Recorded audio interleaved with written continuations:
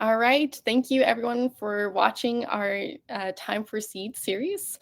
So we're going to go ahead and get started, but a few housekeeping items before we begin. So SEADLink will be hosting Time for Seed sessions like this in the SEADLink community once every month. So please keep an eye out for future events.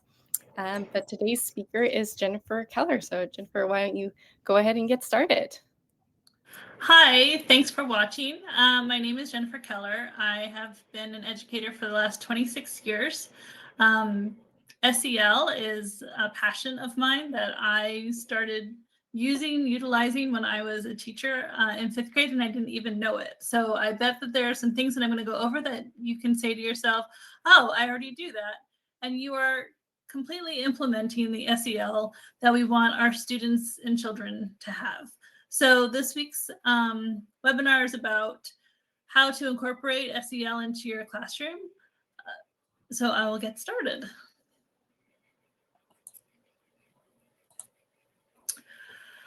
A lot of people get confused about mindfulness and SEL, or social emotional learning. First off, social emotional learning, a lot of people I have found get really scared because of the word emotional. They feel like they have to talk about feelings, they have to really get down on the student's level, they have to learn all these things about their children or their students. But it's not. It's just helping to make sure that your child or student is in a well-being state of mind to do their academic learning that they are at school for. So it's making that connection, it's building those relationships, but it does not have anything to do with that emotional side that a lot of people are afraid of. Mindfulness is a subset of the social emotional learning. This is one of the best definitions that I have found, that mindfulness is about paying attention in a particular way on purpose in the present moment and without judgment. I think if you all could look into your classroom and wonder what kind of a classroom do you want, this is probably the one that you want. You would want people to be paying attention. You would want them to be dedicated learners, and you would have no judgment in that classroom. Everybody could get along. So there are some ways to help build those relationships among students, and with you and your students. So I'm going to share some of those ways. Some of them are more social emotional skill based, and some are more mindfulness based, but they all go together.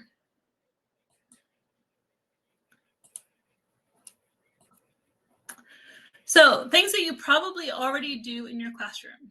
Group work is social emotional learning. When they are working together and they are working cooperatively and they are sharing their ideas and they're listening to one another and they're asking questions and they're building that relationship, that already is social emotional learning. So I'm sure that you all have group lessons throughout your week or the years. And it's incorporating, like, how do you get along? Maybe you promote roles. Maybe students need to learn how to ask questions in an appropriate manner. So all those are the little mini lessons that go along with it. But group work in itself is social emotional learning. When you're having a class discussion, doing that think, pair, share, like think about the answer to yourself, pair up with your neighbor, share your ideas. That is without judgment. It's paying attention to each other. Do you have the same ideas? Do you have different ideas? How can you discuss it in a cooperative way? Those are things that you're already doing. Modeling good manners. I cannot say this enough. Just using that simple please and thank you and you're welcome and hello, greeting your students at the door every day is a huge way to build that relationship with your students. And it's not even just saying hello, how are you, but saying their name. When a student hears their name, they light up. They're like, oh, I'm being seen, I'm being heard, she notices me, or maybe I'm having a lousy day, but I'm really looking forward to this class period because I know that the teacher is going to see me. They're going to greet me. And just practicing that. I've seen some great YouTube videos where there are teachers, they offer 3 different ways to greet them in the morning, like a high five, a hug, or a little dance move. You know, you could have something like that if you're in the elementary area, There was another teacher who had a special handshake for every single student. Now, to memorize 30 or more handshakes is something that I don't know that I would be able to do. But this teacher, every morning he would give them their own personal handshake. That's building that relationship. That's making that child feel special. And when they smile, you smile. So just using those manners when you're asking students to do something, note on the people that are doing it well as opposed to the people that aren't doing it. For example, in elementary school, you want the children to line up. So you say, oh, I like the way Jackie is standing straight in line and ready to go. And I like the way that Mark is right behind her looking like a straight line. And so those students that are not, they want to be recognized. So if you're showing up the positive, those kids that are maybe not doing it or trying to get attention for not lining up or standing off to the side or not getting out of their desk or things like that, they're going to want to be recognized as well. And then make sure that you do recognize them when they finally do get in line so that they're being recognized for that positive, as opposed to, hey, Johnny, why are you not in line yet? So using those manners, recognizing the positive, those are great things that you may already be doing in your classes. So congratulations to you for that. Have students have presentations and they're up in front of the class, and a lot of times they're nervous. If they feel like they're in a safe space because you've been building on that relationship, they're going to give great presentations. Those nerves are going to go down, and they're going to give a great presentation. And students, if you're, again, building those relationships, they're going to be paying attention to what are those students saying? What are they presenting about? How can we critique them in a positive way? I used to do a lot of creative writing, and so we had to model, like, what does that look like? Somebody's sharing their piece of writing. So we would compliment the things that we liked, and then we'd say, ask questions. Like, I would like to know more details about, or can you explain this part further because I don't understand? And it was all done, again, in a positive manner. And so the student then felt safe to go back and didn't feel they were beat up on or didn't want to ever share again or things like that. But building those relationships with the students, you build it with the students, you create activities with the students that build it upon each other. You're in that safe space for students to soar and learn and do all the things that they're at school to do. I know sometimes we have our students sit for a really long time. So some other things that you probably are already doing brain breaks or movement breaks, getting them up to walk around, just doing something silly like, hey, can you balance a pencil on your finger? There's a whole lot of websites with different kinds of brain breaks that are fun, that take a minute, then gets the students refocused. Goal setting is a great SEL strategy, because then they're thinking about their thinking. What is it that I want to accomplish today? What is it that I want to accomplish this week? And if you have that daily goal and you get to say it to your students and they start modeling those kinds of goals, and it could be something really simple. Today I want to make sure that I complete this assignment and I submit it. Maybe they always forget to submit it. Or as your own personal goal, maybe that day is the day that you want to go for a walk after school, walking your dog, and you want to enjoy the outside. Like, it can be super simple. It doesn't have to be complicated. And having those class discussions and allowing people to hear each other and listen and moderate it, especially with the older students, they'll get to a point where they can then moderate it on their own. You're still there, obviously. But they start understanding what is great about asking this question as opposed to getting into an argument. And how can you relate that in the real world? What would that look like at a person's house? What would that look like in a store? What would that look like at a job? So you can talk about how those class discussions are really life skills. And that's really what we want to teach our students, those life skills, so that when they are done with school, they are really successful in what they do.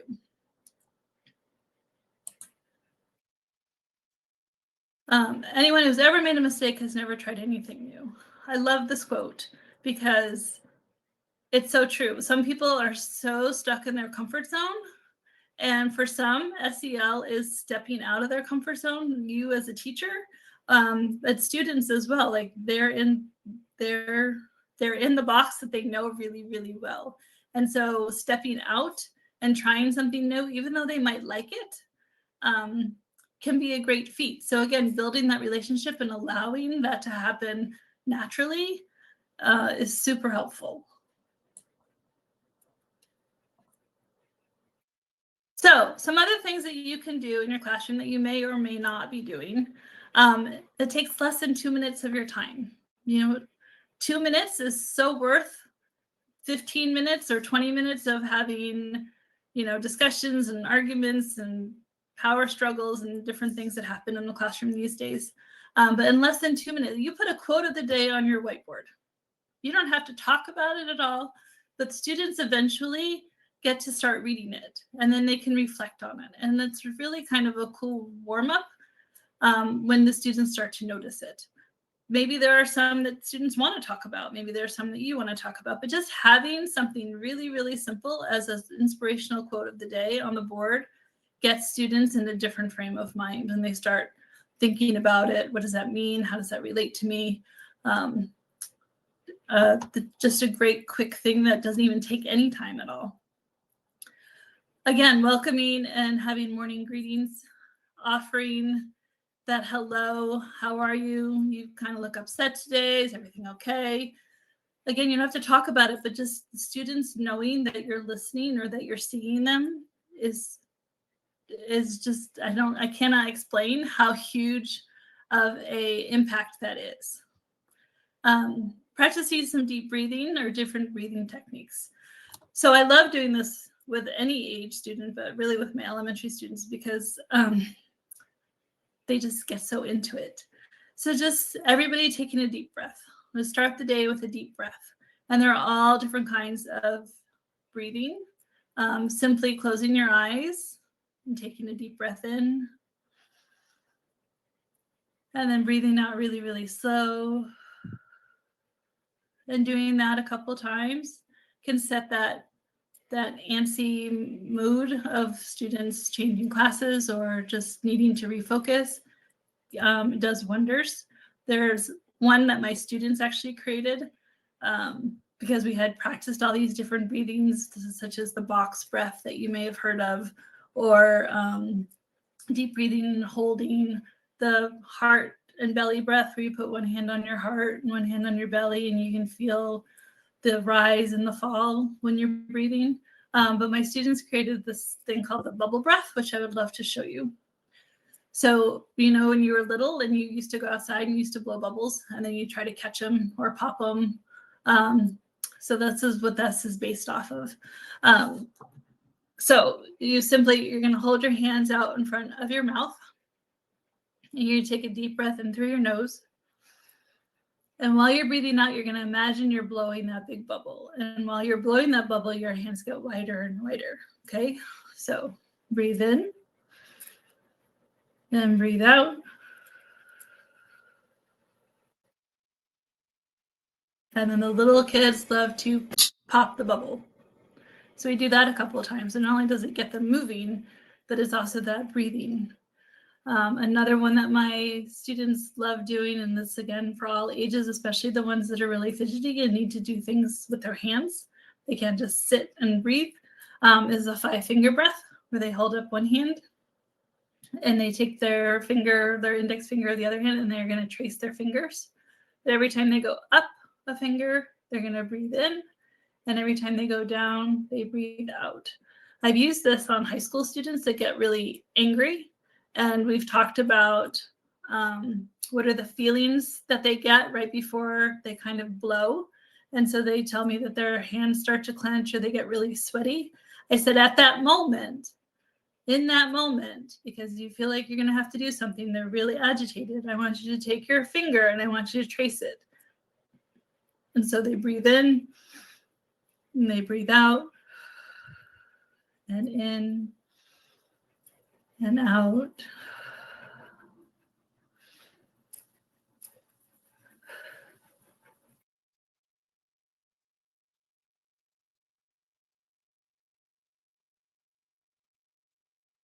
And I say, if you're still feeling angry, go back and retrace their hands. But oftentimes than not, they're like, oh, that really helped. And then they can actually have an appropriate reaction as opposed to having an inappropriate reaction and causing them to get into trouble. The great thing about this is they're sitting at their desk. They can do it with their hand on their desk. They can do it with their hands in their lap. So it doesn't have to be seen. But like I said, I've used that with high school students, and it really, really helped them. They have come back to me saying, wow, I didn't think that was going to work. And so sometimes the students will say, I don't think that's going to work. And you just say, I want you to try it for 2 weeks. And if it doesn't work, we'll come up with something else. And so when they come back to me in 2 weeks, I'm like, how did that go? And they're like, that really worked. I'm like, so you don't want anything else? He's like, no, that's totally fine. And it worked. So that's a great one. And then there are just so many other breathing techniques. We have a bee breath, and we have, and I record all of these so that the students have access to them in their Canvas pages, so that whenever, if they're at home, they're not at school, they can hit record and they can follow along and do the breaths with me as well. Just another technique that you could try. Doing some yoga or having the students stretch, or the walking meditation. Just recently, I've been talking to students about test-taking strategies. And so we talked about the Superman pose, and it builds confidence, where they put their hands on the back of their hips and they stare up at the corner of the room and they close their eyes and they breathe. And then we talk about how that instills confidence in them for those students that get nervous or have anxiety issues. But just stretching in your chair. A walking meditation is simply letting students get up and walk around. They cannot talk, but noticing things. This is really great to do outside, like take a quick walk on a nice day. And what do they notice? Do they notice the crinkling of the leaves? Do they notice the sound of other people walking on the sand or the dirt? Do they notice there's flowers perking up from the sidewalk? What do they notice? And then we can talk about that. But it just kind of puts them in a state of recognizing nature, kind of getting out of their head and just looking around and listening, seeing, smelling. You can have them journal what it is that they saw. You can have them talk about it. You can have them share it with a partner, or you can just have them like sit with it, breathe with it. Another strategy in less than 2 minutes, modeling compliments. Hey, I really love that shirt that you're wearing. You know, having those modeling moments, then students will start to model that. What you do, they do. Just like what their parents do, they do. What you do, they do. Maybe they don't do it all the time. Maybe it will take them a little while. But find somebody to compliment every single day in each of your classes if you have multiple classes. So, and model that. That's another way for the students to realize that you're noticing them, that you see them, that they matter, that they make a difference, especially those really quiet ones. Complimenting those really quiet ones, the ones that are not apt to speak out in class or don't really share their opinion or things like that. Model the compliments. Again, pointing out the positive. You know, so-and-so, I love that you raised your hand before you spoke, as opposed to yelling at the rest of the class for speaking out and you can't hear them. You know, thank you for having your homework ready to be collected, so-and-so. But using their names, pointing out that positive. And then if they're doing independent work, play some relaxing music. Play some music that maybe students don't really listen to anymore. Some classical music, or just some spa kind of ocean sounds, or wind sounds, or rain sounds, things like that. And just see, you know, who does well with that. Some students really need that strict amount of quiet, but if you play the music really low, like some of those students that actually need the music or need some background noise, it really helps them as well. So play some relaxing music. It will actually relax you as well. And sometimes we need that. We need to give ourselves that same self-care that we're giving the students, so we can fill our buckets, so we can keep filling theirs. there's just some other quotes that I found that I would have put on my whiteboard if I was still teaching in the classroom. I have not failed. I've just found 10,000 ways that won't work.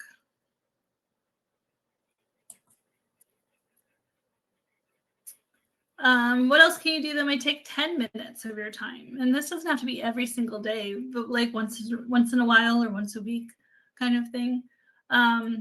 So following directions activities, this is super fun, is I have students sit back to back and I give them some sort of manipulative. So let's say I gave them some blocks and I would have one student build something with these blocks, and sitting back to back, they'd have to give directions to the other person without telling them what they built. So they have to take the blue block and they have to put it on the bottom, and then they take the yellow block and they put it off to the side.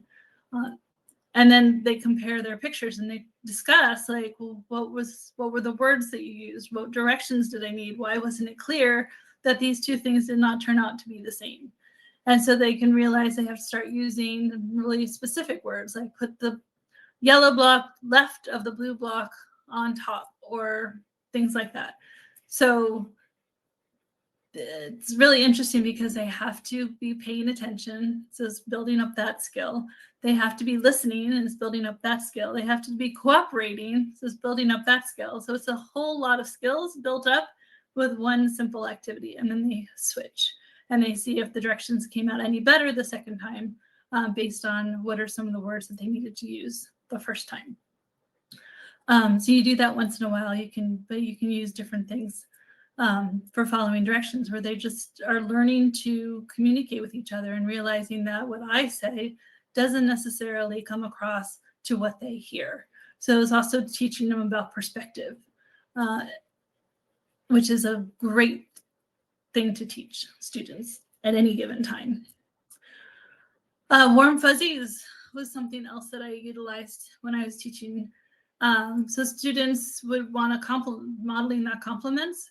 So I would have them, they were cute little template cards to just say, I give this warm fuzzy to, and they put the person's name and then what they were complimenting them on. Maybe it was an outfit, maybe it was thanking them for allowing them to borrow a pencil, maybe it was for helping them with a math problem.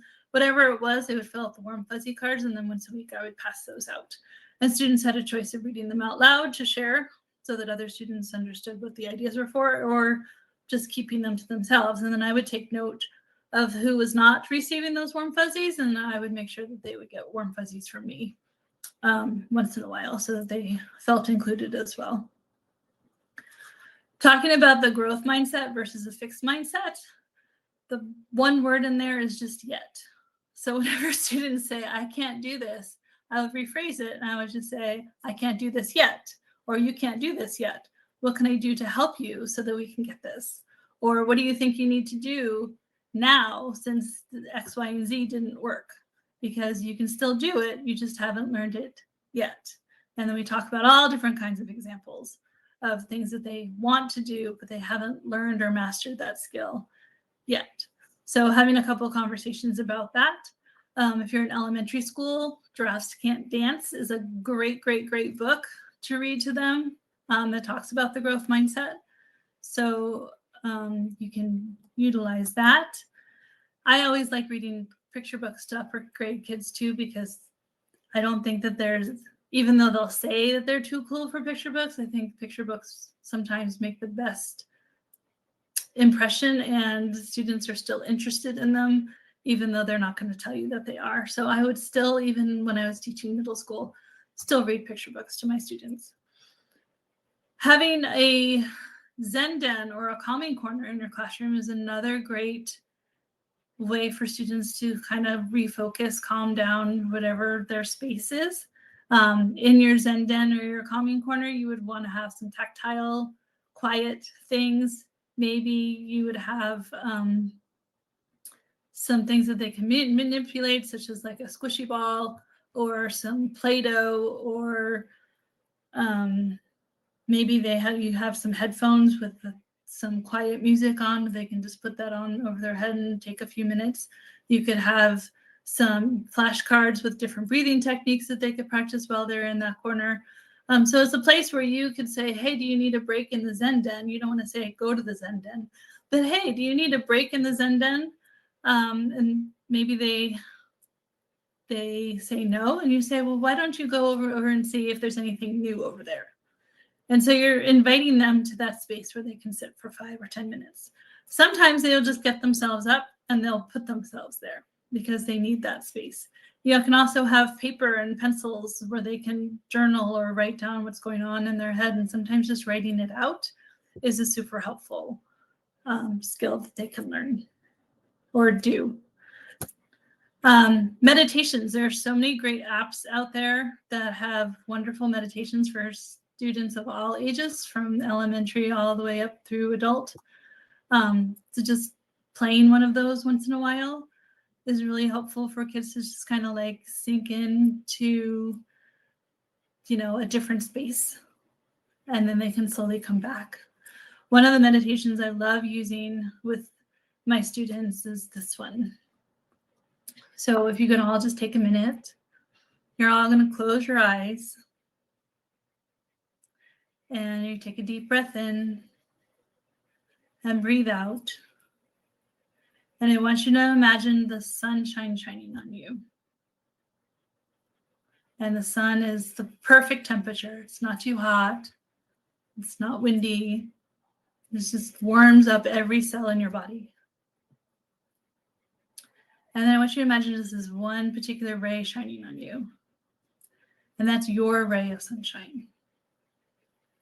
And this ray of sunshine you can invite in to warm you up any time of day, whether you're inside or outside or in a car or at school or at home. This is your ray of sunshine you get to take and follows you everywhere you go. And while this ray of sunshine is shining on you, I want you to imagine all those little things that are stressing you out, that are making you worry, that are making you feel anxious, that maybe are making you upset or angry or sad or annoyed. I want you to imagine all of those little things inside a little tiny bubble. And as this ray of sunshine is shining on you, I want you to imagine all these bubbles start to rise up off your body.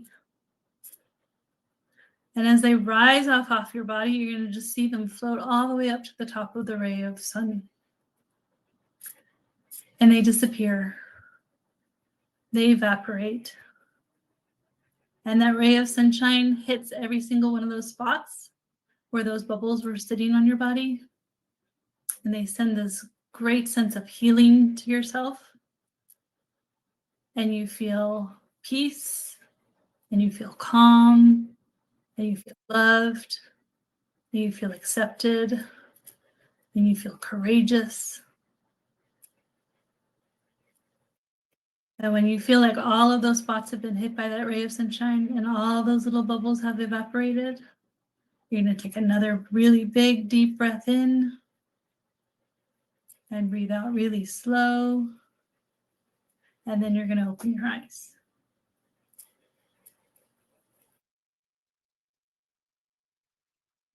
So more times than not, students have opened their eyes and they're like, wow, that was really cool. Or wow, I feel really different. Then maybe you have a sense of how that felt for you. And that was just a couple minutes. Just took a couple minutes. But now everybody's in a space of that quiet, relaxed, where you can continue doing the teaching that you were doing, or you can just relish in that space for a minute while everybody else is in that same space. It's a great little mindfulness activity that you can do.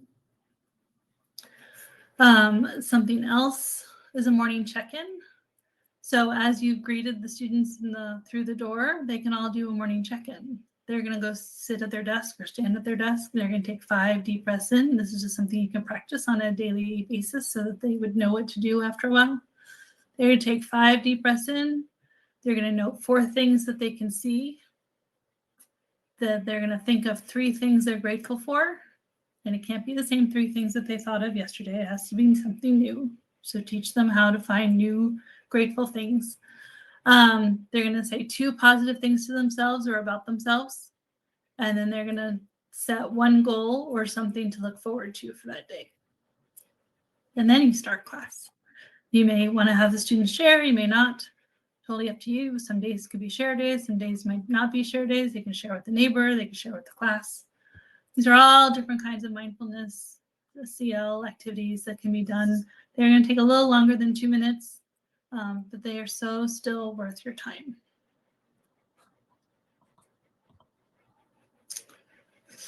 Dr. Seuss, doesn't go wrong. Why fit in when you were born to stand out? These are some things that are maybe a little bit more time, but so well worth it. And so class meetings. Class meetings are a great place to solve a whole lot of things in a short amount of time. So every week, I would have a class meeting. It was usually on a Friday in the afternoon.